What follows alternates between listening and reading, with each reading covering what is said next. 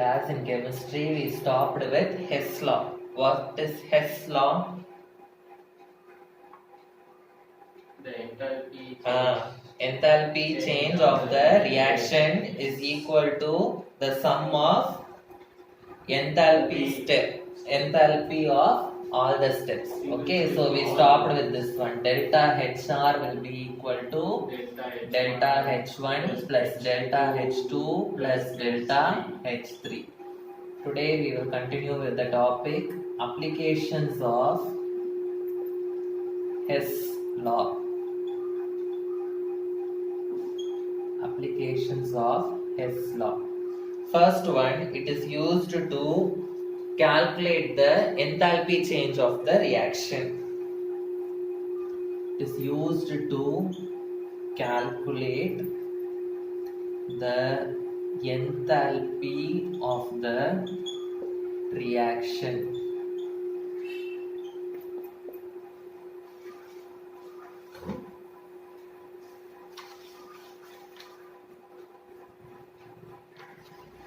For example, okay,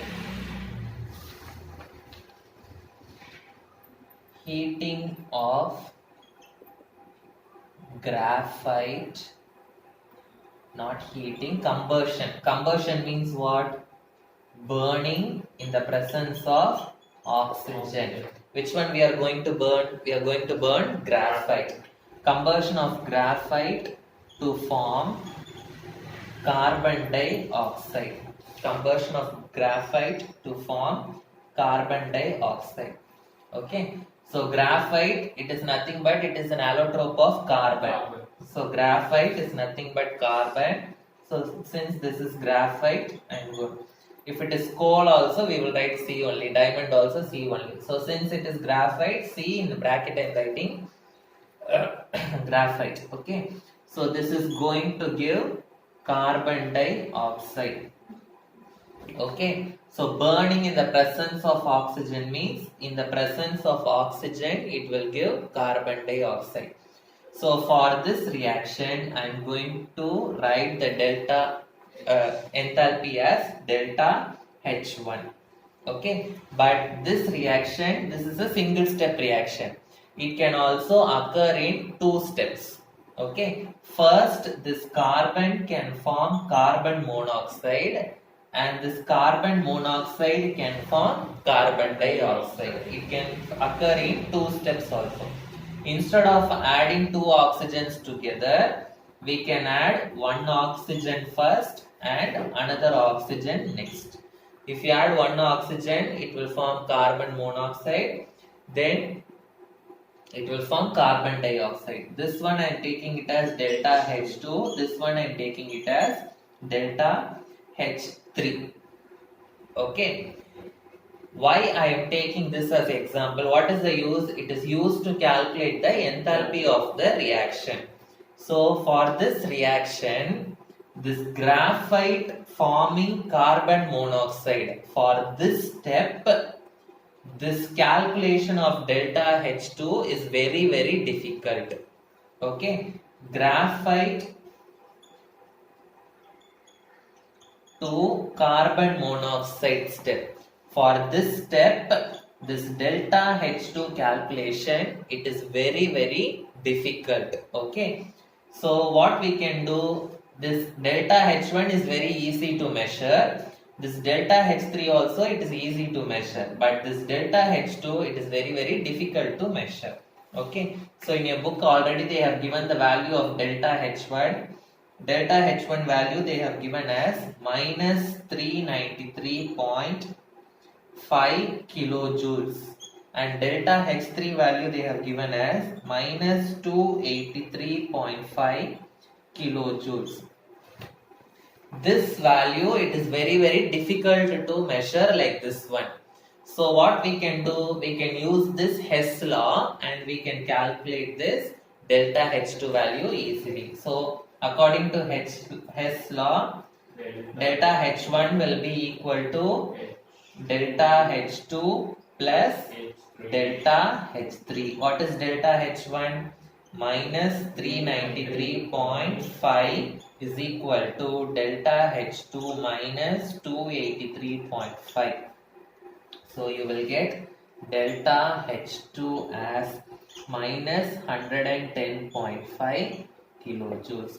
So if any step for calculating delta H for any step, if it is difficult, you can use this Hess law. Okay, so this is the application for Hess law. So with this we are completing Hess law and its application. Okay, the next one, lattice energy. Lattice energy, it is represented as delta H lattice. So first I will write the example, then we will write. Okay, first you write the definition, then I will explain. It is defined as the amount of energy required to remove the ions from crystal lattice. Suppose, for example, if I take one crystal, sodium chloride is a salt, yes or no? It will be in crystal form. So sodium chloride. So sodium chloride is a salt, it will be in crystal form. So in this we have sodium ion and chloride ion together, they are bonded. Now I want to remove these two ions. Okay, I want to separate them as Na plus and Cl minus. So to remove the ions from this crystal, how much heat energy I am going to give? That is called as lattice energy. Okay, this lattice energy, especially we will use this term only for crystals. Okay, so crystals. Okay, so what are crystals? You will study in 12th standard solid state lesson. Okay, separate lesson is there. There we will study about crystal structure, everything. Now, what is lattice energy? If a crystal is present, to remove the ions from that crystal, how much energy we are going to give? That is called as lattice energy. So for sodium chloride, to separate this Na plus and Cl minus, the lattice energy is delta H lattice is equal to plus 788 kilojoules per mole. Positive sign means we are providing heat. Negative sign means heat is released. Negative sign means an exothermic reaction. Positive sign means endothermic reaction. I am heat. Okay. Next one, Born-Haber cycle.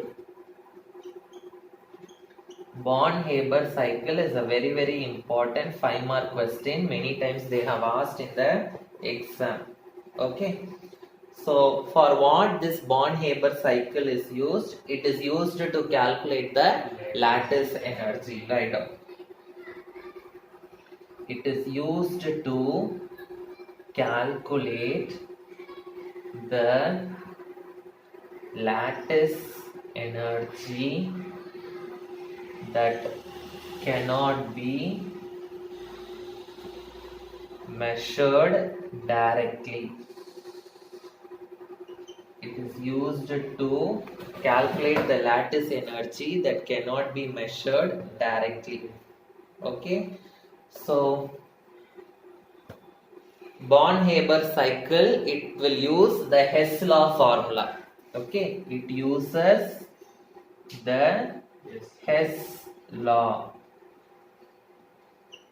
to calculate the lattice enthalpy.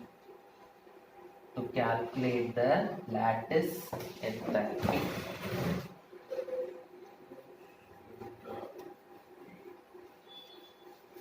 So here lattice enthalpy means what? Usually it is for crystals. Crystals means for ionic compound. But Hess law we can use for anything. Graphite, carbon dioxide and all is not ionic compound. This Born-Haber cycle is especially it is for the ionic compounds, that is for the crystals. It will use the Hess law mainly for the ionic compound. Write down. This cycle is concerned only with ionic compounds. It is concerned only with ionic compounds.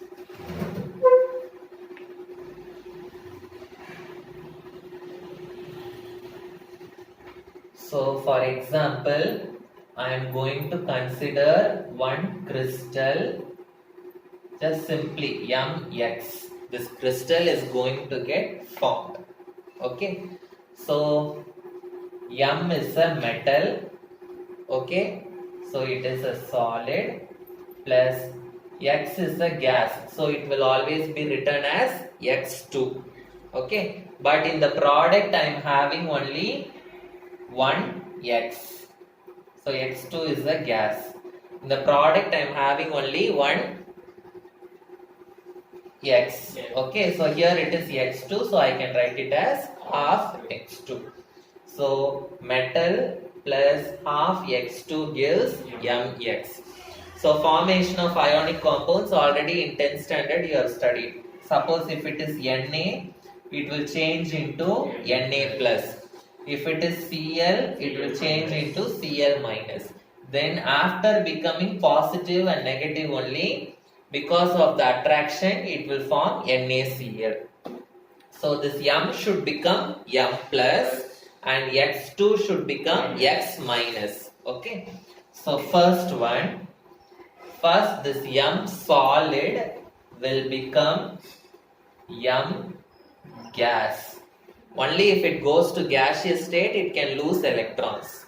Okay, only if it goes to gaseous state, it can lose electrons. So first we have to convert this solid into gas. For that, what we have to do? We have to give energy. So this step I am taking it as delta H1. Okay. Similarly, this X2. Okay, I am going to convert it as X. X2, I am going to convert it as X. Okay, so for this, I am going to give one energy, that is delta H2. Now what I am going to do? This M I will change into, right, little bit longer I will write. M gas. Now I have to remove the electron from M. It should become what? M plus. Okay, M plus ion gas. Okay, so for removing the electron, I will give some energy, that I am taking it as delta H3. Similarly, what I will do, I have to add one electron to X. So if I add one electron to X, what it will happen? It will become X minus. If you remove, it will get plus charge. If you add, it will become minus charge. This and all you have studied already. Okay. So for this, I will give one energy delta H4. Now what will happen? This M plus and this X minus, the positive and negative will attract and they too will combine together and they will form Mx. Now for this reaction, I am going to keep the energy as U. U is total energy. Okay. So what is delta H1? Delta H1 is solid to gas. So heat enthalpy change for sublimation. Solid to gas means sublimation. Here X2, it is changing into X. X2 means what? 2X is there. X means this X2 is dividing into two individual X. So if something is breaking, we will call that as decomposition or dissociation. Okay, here this delta H1 is the enthalpy change for solid to gas sublimation. Okay. Next, this delta H2, X2 is becoming X. This is the enthalpy change for dissociation.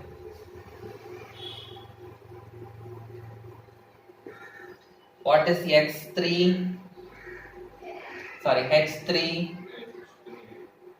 To remove the electron. So the energy which is required to remove the electron is called as dash.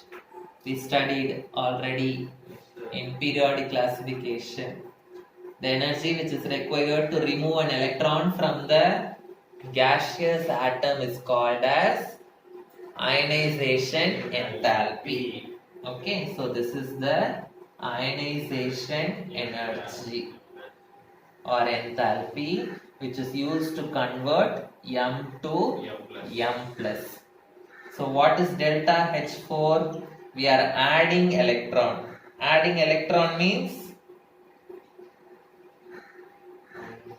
electron is gained. So what is that enthalpy? The process of adding electrons. Electron gain enthalpy. How it varies in the group and period. Everything I taught in periodic classification lesson. Okay. Types of ionic radius, covalent radius. Remember? In that lesson only. So electron gain enthalpy. So electron gain enthalpy, X is changing into X minus. What is this U? U is nothing but the energy for forming, energy for the formation of what? With solid? M, X. So this is for the steps. Now this can occur in a single step also. Yes or no? For the single step I am going to consider it as delta HF. So delta HF means enthalpy change of, F means formation. Enthalpy change of formation. Understood? Now, how will you calculate the total enthalpy change of the formation? So when this crystal is formed, this delta HF value, it is very difficult to measure. So how we can calculate that? What is Hess law? Delta HF will be equal to sum of all these things. Okay, so it will be equal to delta H1 plus delta H2 plus delta H3 plus delta H4 plus U. Okay, so this is called as Born-Haber's cycle. Okay, so if they simply ask what is Born-Haber's cycle, you must write these points, you must explain this, and you have to write this. Till this you have to stop. But they will not ask this. Okay, they will ask Born-Haber's cycle for sodium chloride. Okay, that numbers and all you have to by heart the values. Okay, so the next one is Born-Haber cycle for sodium chloride.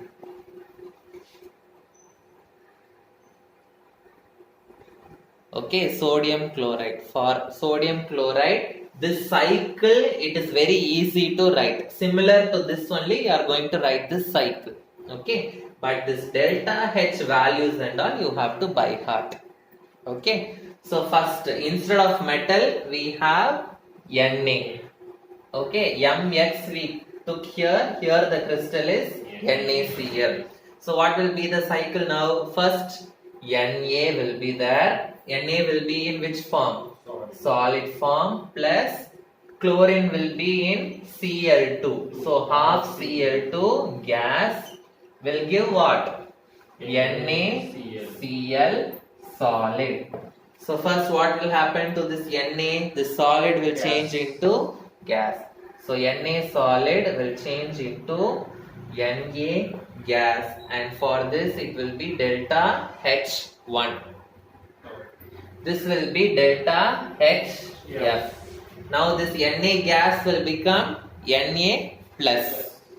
So this Na gas will become Na plus gas. So this is delta H3. Now what will happen to this half Cl2? This will become Cl gas. This is delta H2. Now this will gain electron and it will become Cl minus gas. This is delta H4. This Na plus and Cl minus will combine and it will form NaCl. This I am going to take it as U.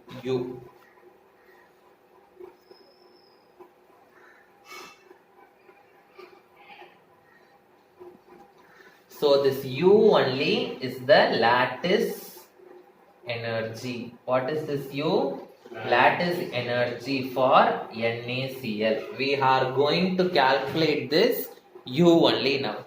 So what are the values? Delta HF. These numbers only you have to by heart. Okay. Delta HF means this value.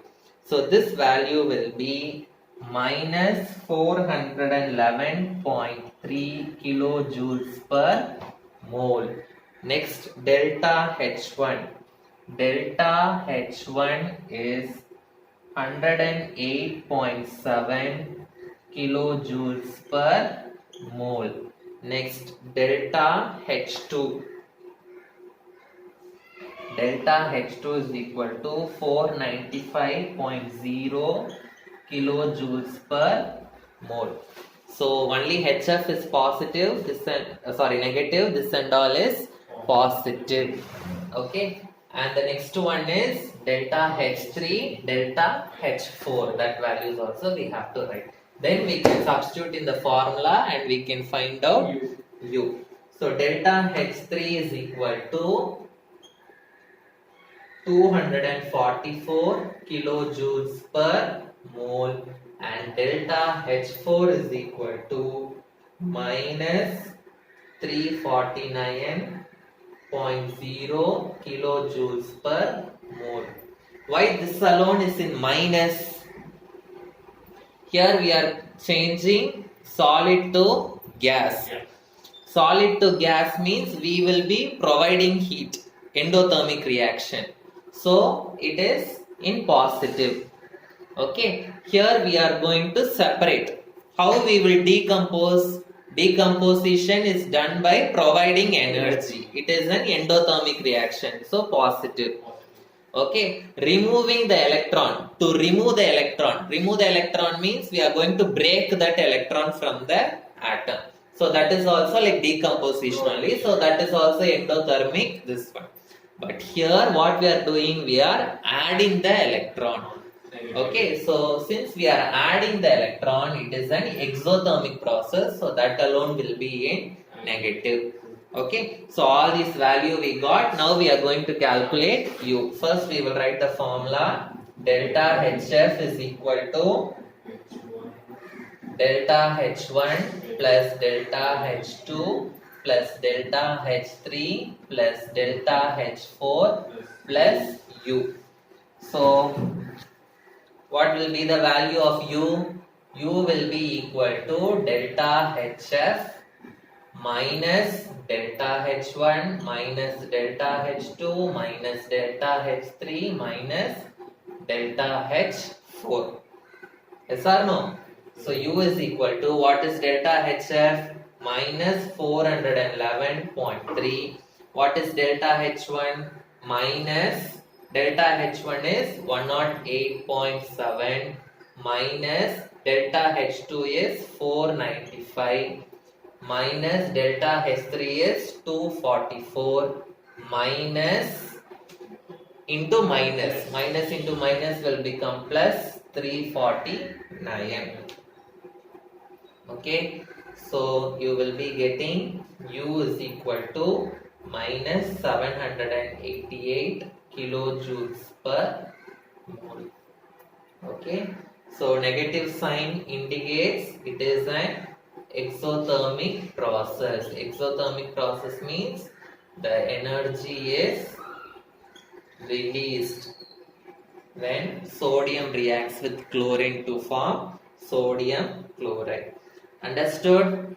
Born-Haber cycle for sodium chloride. It is a very important 5-mark question. So with this we are completing the zeroth law and first law of thermodynamics. Okay, still we have second law of thermodynamics and third law of thermodynamics. That's all. Okay, so with that, this lesson will get over. So, shall I start second law of thermodynamics? Thank you, sir. In tomorrow's class, I will start.